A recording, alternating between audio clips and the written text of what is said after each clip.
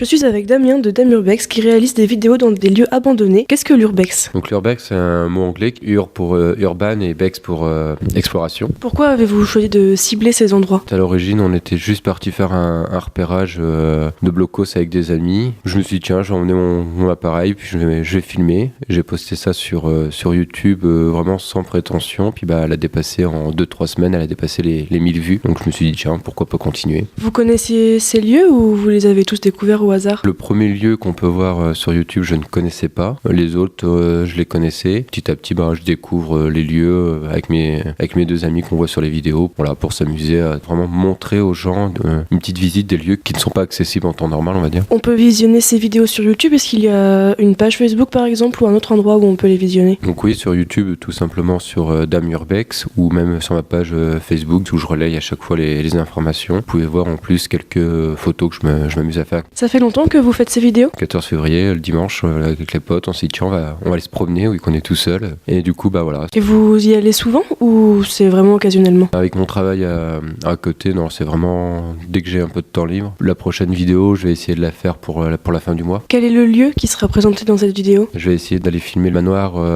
Favier à la Fauconnière. Il y a déjà eu quelques photos sur ma page, donc maintenant je connais un peu plus le lieu. Je pense que maintenant je vais pouvoir les filmer parce que l'état de la maison est pas très sûr, étant donné qu'il y a eu un incendie. Je pensais qu'il fallait d'abord mieux connaître le lieu avant de faire la vidéo pour pas avoir de soucis. Ces lieux sont abandonnés, pas forcément en bon état. Est-ce qu'il y a une prise de risque à faire ces vidéos? Bien sûr, en principe, c'est pour ça que j'y vais toujours accompagné d'un ou deux de mes amis, parce qu'on sait jamais, le risque zéro n'existe pas.